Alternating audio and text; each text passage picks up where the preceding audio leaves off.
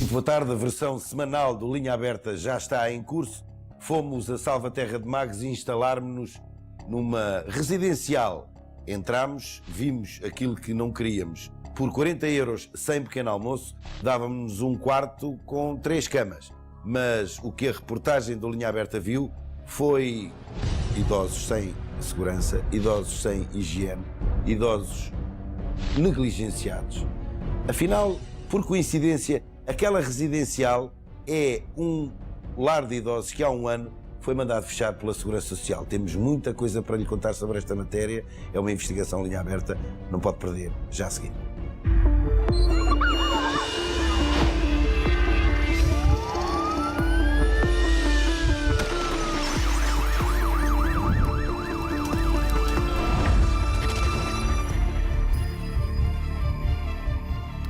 Muito boa tarde, cá estamos nós de volta à sua companhia, com novo horário, novo ritmo, a mesma vontade. O resto mantém-se tudo igual, ou seja, continuamos aqui para lhe dar voz. A linha está mais do que aberta e está, diria mesmo, mais aberta do que nunca às suas denúncias e aos seus alertas, como este, por exemplo. Ora veja, uma espectadora residente em Ilhavo enviou-nos esta fotografia. Trata-se de um Jeep da GNR que circulava na semana passada naquela localidade sem luz e sem stop do lado esquerdo. Ora, obviamente que se isto acontecesse com o meu ou com o seu carro, não escapávamos à multa. É certo que esta infração não dá inibição de conduzir nem retira pontos à carta de condução. Mas olhe que a multa pode ir dos 15 aos 150 euros, dependendo da situação. Recorde que quem passa as multas é a GNR, ou seja, estes senhores conduzem este Jeep sem luz, sem stop do lado esquerdo, mas pronto, ninguém os multa a eles, certo? Bom, sigamos para a frente, como diz o outro. Dizia eu que esta linha existe para lhe dar voz. Ao longo de mais de um ano de emissões, denunciámos aqui muitos casos, resolveram-se bastantes, e bastantes mesmo, devo dizer-lhe. Uns mais difíceis, outros mais simples, tão simples, alguns, que nem sequer havia razão para existirem. Por exemplo, como este. Veja este exemplo. Este caminhão, este semi-reboque, está há mais de um ano estacionado nesta rua, na rua Val da Pinha, em Suzão, Valongo. É um semi-reboque. Olhe para isto. O carro está há um ano ali parado. Ocupa o mesmo espaço que 10 automóveis ligeiros. Diz a lei, designadamente o artigo 163 do Código da Estrada, que o estacionamento indevido ou abusivo implica a permanência do veículo no mesmo lugar durante 30 dias ininterruptos. Bem, onde é que esses 30 dias já estão? Há um ano que o caminhão está ali, mas como disse, este é um daqueles casos simples de resolver. Está mais do que visto que uma situação como estas é ilegal. No entanto, os moradores desta rua, torno a dizer, a rua Val da Pinha, em Suzão, Valongo, os moradores, a rua tem 300 fogos e, portanto, terá muitos carros para estacionar. Os moradores já reclamaram e até já reclamaram. E veja bem que um ano passado e nada. A equipa do Linha Aberta contactou a Direção Nacional da PSP e a nós disseram-nos que o caso foi encaminhado para a divisão da PSP de Valongo. Disseram-nos há minutos. Portanto, um ano depois vamos ver se isto sai daqui e entram aqui pelo menos mais 10 carros para estacionar. Adiante. Andreia Cardoso é uma espectadora do Linha Aberta há muito tempo. No verão passado sofreu um acidente de trabalho. Já foi submetida a 3 operações ao tornozelo e garante que continua com dores. O pé está aqui à vista.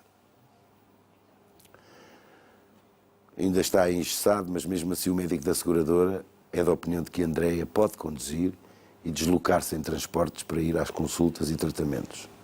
Não somos médicos, acreditamos. Mas também acreditamos na Andreia, que nos conta que, para fazer os tratamentos e ir às consultas, é obrigada a deslocar-se desde Vila Franca das Naves, onde vive, até Coimbra.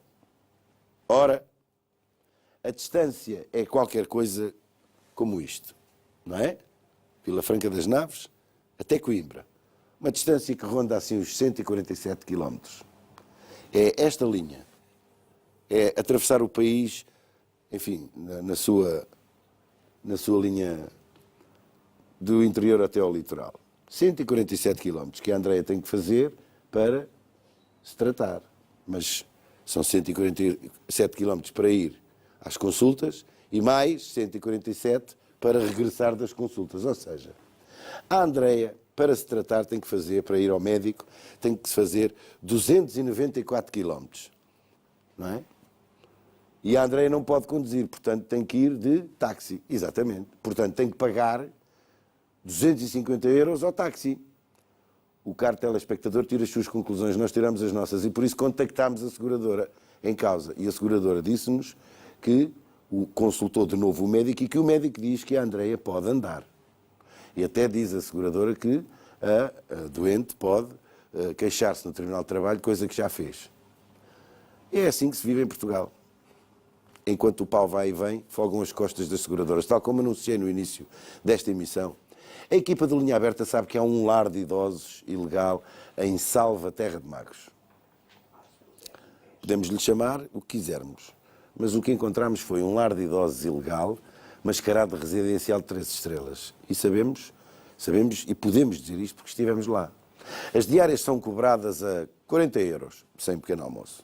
Mas na realidade, os quartos estão ocupados por idosos que pagam cerca de 800 euros mensais para viverem em condições mesmo deploráveis. Ora veja.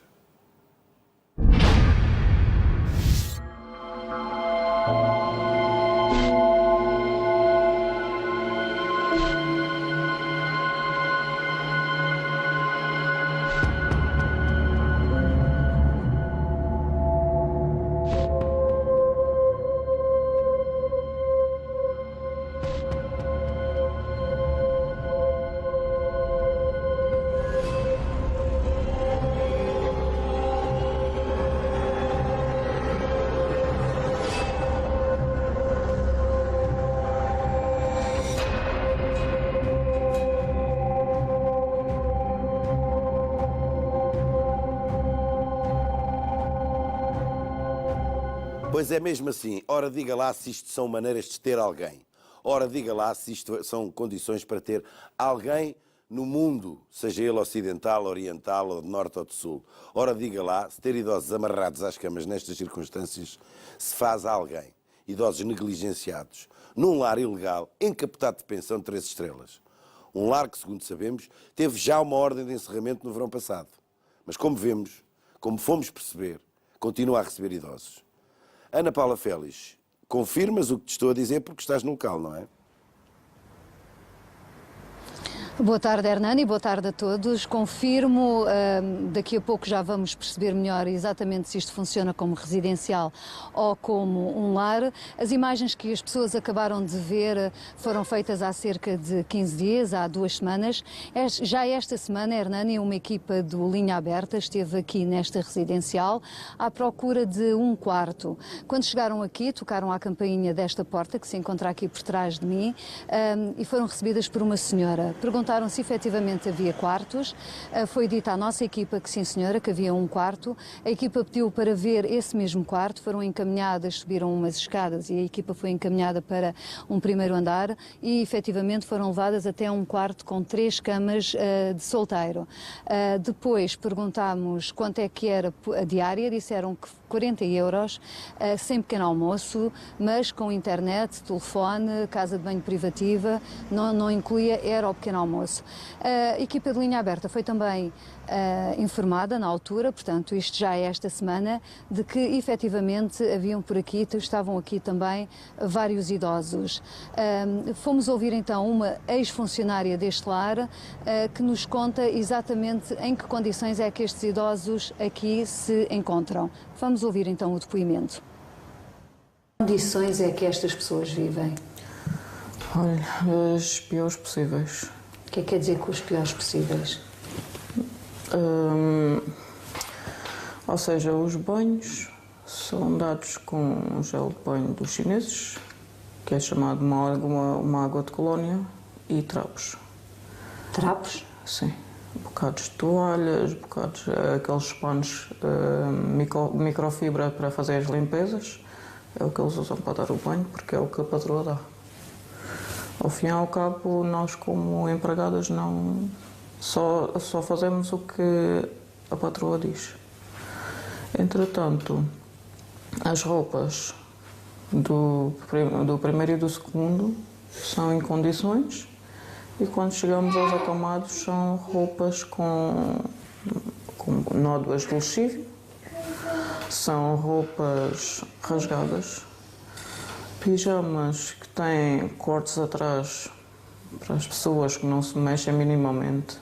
Entretanto, há pessoas que entram para lá que são amarradas à cama com lençóis. São amarradas à cama para quê e porquê? Para imobilizá-las, porque a patroa diz que não dá medicamentos para as pessoas dormirem. O que eu não acho que seja verdade. E a limpeza destas pessoas? São pessoas com feridas? Como é que, em que condições? Gostaria que fosse um bocadinho mais específico. As pessoas acamadas, algumas têm feridas, outras que nem se conseguem mexer, são muito pesadas, e para nós estarmos a limpar temos que fazer muita força para as virar e para pôr do outro lado. Entretanto, quando lhe vão dar sopa, eu cheguei a encontrar uma senhora que tinha posto uns lençóis de manhã, fraldinha, tudo limpinho, até desinfetei porque eu tive que comprar um produto para limpeza próprio para desinfetar, porque ela não tem disso. Só acho que metia um detergente do chão, um spray, e disse que era para desinfetar as camas. Eu disse não. Eu fui e comprei do meu bolso e utilizei. Entretanto, ela limpinha e tudo bem. Quando chega ao meu turno da noite, cheguei lá, estava a senhora com sopa pelo peito abaixo. Eu assim, então, mas não a limparam depois da sopa? Ah, pois não me limparam. Eu assim, então, mas deviam de limpar. Você está acamada, mas tem que estar minimamente com higiene. Quando eu pus o edredom e os lençóis tudo abaixo, eu fiquei escandalizada. Tudo com urina e fezes, o pijama sujo, imundo, e a fralda do pior que podia haver. Ou seja, parecia que estava ali há várias horas sem ser mudado. Hernani, também cheguei, também de acordo com o que a Rosa nos relatou, perguntei à Rosa se vinha aqui algum médico, se costumava estar por aqui algum enfermeiro, e o que ela nos disse foi que não. Perguntei que se as pessoas que aqui trabalham têm alguma experiência em lidar com pessoas acamadas, com idosos, e o que ela me diz é que não. Muitas vezes respondem a um anúncio no Facebook e rapidamente começam a trabalhar aqui. Relativamente às camas, diz ainda também a Rosa que são camas normais, ou seja, não são camas apropriadas para pessoas que estão acamadas há bastante tempo. Mais à frente, no Linha Aberta com a Hernani Carvalho, vamos também ouvir o depoimento de uma familiar que tinha aqui uma pessoa muito próxima e que nos conta como é que correu essa experiência, e vamos também chegar à fala com uma das sócias aqui desta residencial. Ela não gosta que se diga que é a dona, porque ela confirma que é apenas sócia minoritária. Tudo para ver daqui a pouco. Muito obrigado, Ana Paula Félix. Muito obrigado. Tenho connosco o Dr. João Ferreira de Almeida, presidente da ALI, a Associação de Apoio ao Domiciliário de Lares e Casas de Repouso de Idosos. Muito boa tarde, seja bem-vindo de novo. É um gosto. Aqui à nossa casa. Ó, Sr. diga-me uma coisa. Tinha conhecimento deste caso? Não, conhecimento direto não. Temos conhecimento indireto deste e de muitos outros do Minho-Algarve, com maior incidência junto do litoral, mas é por todo lado. As queixas dos nossos membros relativamente às casas clandestinas, sem condições realmente para terem idosos e para cuidarem dos idosos como eles precisam, é por todo o país e em muita força, com muita força. E que comentários é que estas imagens lhe suscitam? Olha, estas imagens, primeiro deixe-me deixar claro uma coisa que faço questão de dizer, é que isto não tem nada a ver com os sócios e membros da ALI, que não têm nada a ver com situações... Estes senhores não podiam ser vossos associados? Não, de certeza. E não só pela falta de alvará, mas sobretudo pela falta de condições e pelos maus tratos que são praticados. Não tenho conhecimento de nenhum sócio da ALI que tenha práticas deste tipo. E conheço-os a quase todos. Faltar-me meia dúzia de adesões recentes que ainda não conheço e ainda não visitei. Vocês, para além de admitirem, os sócios fazem uma supervisão, uma inspeção às condições a que os vossos sócios têm as pessoas para evitar... Sim, inspeção propriamente não, porque não temos autoridade para isso. Fazemos aconselhamento. Exatamente. E deixe-me dizer-lhe que o panorama melhorou enormemente nos últimos 10, 15 anos, sobretudo por mérito dos próprios lares, mas Sim. também muito com o apoio que durante este tempo todo a ALI tem prestado aos seus membros e que é a principal atividade da ALI. Muito obrigado, doutor. Já voltamos à conversa. Para já, Ana Paula Félix, daqui a pouco já saberemos se conseguiste chegar à fala com a sócia minoritária ou com a proprietária deste lar travestido de residencial. Para já pergunto, conseguiste falar com familiares de algum idoso que tenha estado nesse lar ou que esteja nesse lar? Consegui sim, Hernani, uma senhora que nos contou como é que foi a experiência com uma familiar dela, uma familiar que esteve apenas aqui 10 dias. Vamos ouvir então esse depoimento. Que levavam para lá ter a familiar? A me der 700 euros mais a IVA. 700 euros mais IVA. Sim. Quando é que veio a saber que a sua familiar não estava a ser bem tratada? Foi ao fim de uma semana, mais ou menos. Eu realmente achava assim muito acanhada, muita coisa, mas não suspeitava, não é? Eu não podia falar muito com... Aliás, tive 8 dias que não falei com... Mas não falou com ela porquê? Porque a senhora normalmente dizia que se falássemos com ela, ela depois não, quer dizer, não queria lá ficar mais, porque ela estava com uma demência grande e que era melhor não vermos nem falarmos com ela. Foi por isso. E só ao fim de uma semana é que consegue chegar à fala. Sim, E porquê é que a tira de lá? Porque eu constatei que ela estava a emagrecer muito, nem conseguia quase falar, isso assim, e depois saímos um bocadinho, falámos lá cá no halo, e a gente vimos que ela estava muito com medo, dava ação de medo.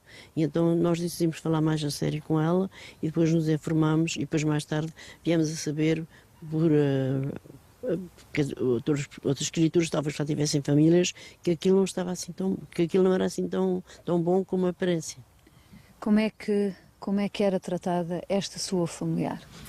Exatamente não sei, porque ela, como eu só ouvi mais de uma semana depois. Mas o que é que ela lhe contou? Ela depois ela estava muito, ela tinha medo de falar. Mas há pouco estava-me a contar de ser presa. Ela era presa. Sim, ela disse que era presa, depois tinha aqui uns vincos bastante mesmo postos na pele, de ferida, porque ela estava amarrada por aqui e depois pela cintura, mas para fazer força e isso para se soltar, acabou-se por se ferir nas prendiam-na à cama. Penso que sim, eu não vi, mas deve ser. Ela, para aquilo que ela me dizia, era presa à cama. E ela tinha marcas nas pernas? Sim, tinha marcas aqui nas coxas, tinha. Daqui a pouco vamos então ouvir as explicações que a pessoa responsável por esta residencial tem para nos dar, já daqui a pouco, no Linha Aberta com a Hernani Carvalho. Muito obrigado, Ana Paula Félix. Nós temos connosco o Dr. João Ferreira de Almeida, que é presidente da Associação do Apoio Domiciliário dos Lares e de Casas de Repouso e de Idosos. A sua instituição pode fazer o quê? Neste caso concreto? A minha instituição, com alguma frequência, tem denunciado, com a apresentação de listagens, com as moradas bem especificadas, à Segurança Social. O problema é que a Segurança Social alega que estes lares, não sendo licenciados, eles não sabem onde estão. Se calhar também não querem saber. Mas a Segurança Social já interveio aqui. Pontualmente, em junho sim.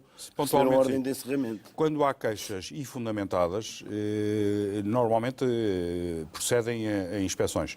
Agora, é um número diminuto face ao universo enorme pelo país todo de casas deste tipo, sem condições nenhumas para tratar de idosos. E isto é grave porque os idosos, pela sua fragilidade, têm necessidades muito específicas e complexas para serem tratados como deve ser. E calam-se mais vezes, não é? Também. Têm medo de estar reféns dos próprios cuidadores. Muitas vezes isso acontece também. Agora, eu tenho dito por responsáveis da Segurança Social que só pela falta de licenciamento não procedem nem em inspeção nem em encerramentos. Só pela falta do licenciamento. Só pela falta do licenciamento. Mas isto não é... Isto é pior tem ainda. outro nome. Isto é pior ainda, é evidente. Isto tem um nome, não é? Nestes casos costumam atuar e procedem ao encerramento. Se for uma situação mesmo muito má, muitas vezes fazem encerramentos na hora, imediatos, efetivos, reais. Na maioria dos casos, no entanto, o que fazem é mandar uma notificação para encerramento voluntário em 30 dias, que normalmente não são cumpridas. Em muitos casos nem sequer são cumpridas porque as pessoas têm, desculpe o termo, a lata de não cumprir uma ordem de um organismo estatal. Acham que podem fazer isso, Mas sem que também nada podem lhes acontecer aconteça. estas coisas a seguir, não é? Podem, mas não é normal. Vamos para a Ana Paula Félix, porque ela acabou de nos anunciar que está com uma das proprietárias deste lar de idosos travestido de residencial Manhosa.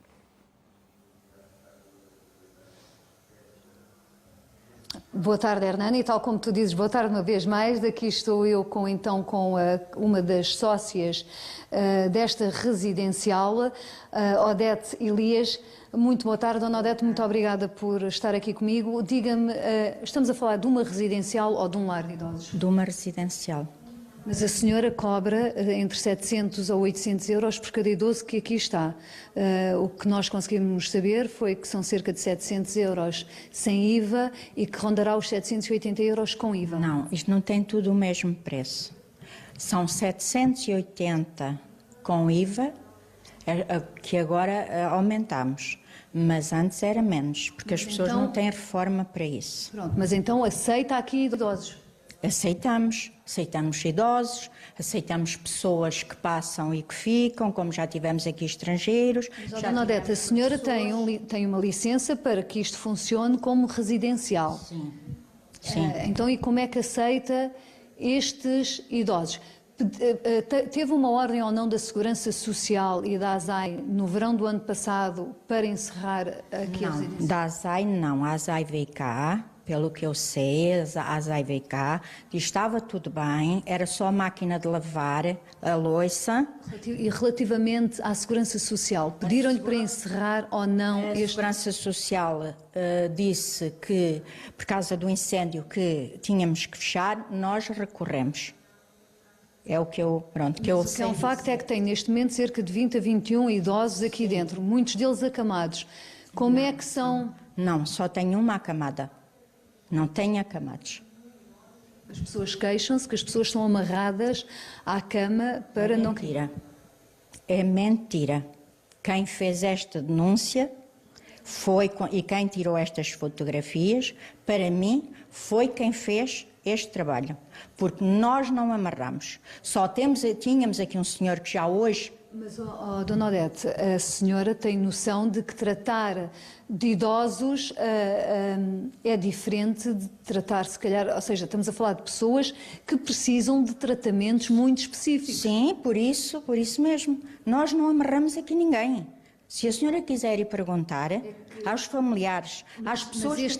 Mas o que eu lhe quero, e penso que a senhora irá perceber a minha pergunta, é, quando nós estamos a falar destes idosos que têm necessidades muito específicas, fazem medicação diária, muitos deles têm dificuldade já em andar, é diferente do que ter um hóspede normal aqui? Sim, é um bocadinho diferente, mas as pessoas procuram-nos. As pessoas procuram, eu digo sempre, isto não é um lar, e não é uma residencial, e as pessoas pedem para os familiares aqui ficarem 1 mês, 2 meses, 3 meses, o tempo que for preciso. Hernani? Ana Paula Félix, tenho uma curiosidade tão grande, se fosse um lar, isso tinha que ter um funcionário por cada... um auxiliar por cada 8 internados. Como tem aí 20, chega a ter 20 internados, mas é uma residencial, se calhar não tem que ter ninguém para acompanhar os idosos. Mas quanto é que a senhora está a cobrar de IVA? O Hernani gostaria de saber quanto é que a senhora está a cobrar de IVA. Os 700 euros dá 80 euros de IVA. Pronto, é assim mais o... Quantos funcionários é que trabalham aqui, dona Odete? Eu ouvi dizer que são 5. Que agora estaria 4. com 2. Não, é mentira. Agora, neste momento, estão 2. Comigo, 3, que eu tenho sempre aqui a ajudar. Com a Rosa, 4. E durante a noite?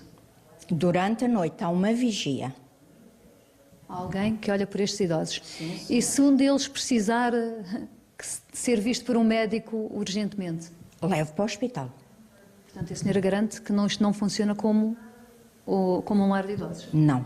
Informa a família e manda a pessoa para o hospital. Hernani? Então a senhora acabou de dizer, a menos que eu tenha percebido mal, que afinal sempre tem aí alguém para cuidar dos idosos durante a noite. Se eu for turista, não está lá ninguém para tomar conta de Tem mim. uma pessoa... Exatamente, mas a senhora diz que, efetivamente, que fica cá uma pessoa durante a noite a tratar destes idosos. Diz também, como acabámos de ouvir, que são as pessoas, são os familiares que procuram este sítio e não é ela que pede para serem colocados aqui. Posso só fazer mais uma pergunta, Dona Odete? Quando cá vêm os familiares, eles querem ver os quartos? Sim, senhores. E vão à vontade, sobem sozinhos. Nunca dissemos para não subir. Nunca. Muito obrigada. Fica então aqui a versão, como podemos estar a ver nas imagens, quem aqui já trabalhou, quem cá teve familiares, diz que as condições de higiene não são as melhores. O que é um facto é que quando nós chegámos aqui hoje, a Dona Odete disse-nos para fazermos este direto, poderíamos estar aqui nesta entrada, sim senhora, não havia qualquer problema, mas de passar para aquelas portas para lá é que não, tudo porque há que reservar a identidade das pessoas. Muito obrigado, Ana Paula Félix. Eu queria fazer aqui mandar um abraço aos camaradas que exercem a minha profissão no interior do país, ser jornalista nos meios de comunicação social regionais é violentamente difícil, por muitas ordens de razão. O Mirante fez um trabalho quase em paralelo connosco, o jornal O Mirante, que tem investigação sempre, fez um trabalho interessantíssimo, quase em paralelo connosco. Eles sabiam que nós íamos publicar isto e ontem, na edição deles de ontem, do Mirante, fizeram aqui uma matéria precisamente sobre este lar ilegal.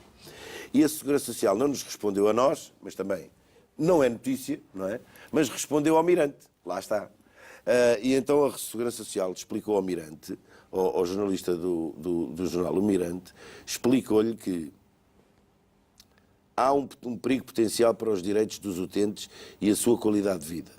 Confirma que foi feito pela Segurança Social, em 2017, uma intervenção neste então lar e agora residencial, onde foram encontradas diversas irregularidades, nomeadamente falta de licenciamento, deficiências graves nas condições de instalação, segurança, funcionamento, salubridade, higiene e conforto. Este organismo deu conhecimento disto ao Ministério Público. Portanto, quando travestimos um lar de idosos por outra entidade, não quer dizer que o Ministério Público não tome conhecimento. Estamos no fim. Sr. Doutor, eu quero lhe agradecer imenso de vir aqui. Qual é o conselho que dá às pessoas que têm os familiares neste estado? Eu faz-me confusão, por exemplo, que a notícia que me chegou de que os familiares não são autorizados a subir aos quartos onde as pessoas estão acamadas. Isto faz-me confusão. O que é mais normal é que subam e subindo dão conta daquilo que se passa. E dando conta daquilo que passa, muitos não fazem nada e deixam a situação prolongar-se indefinidamente. Mas se estivéssemos em presença de um preço acessível, mas este preço é um preço que outros lares legais praticam ou não? Poucos.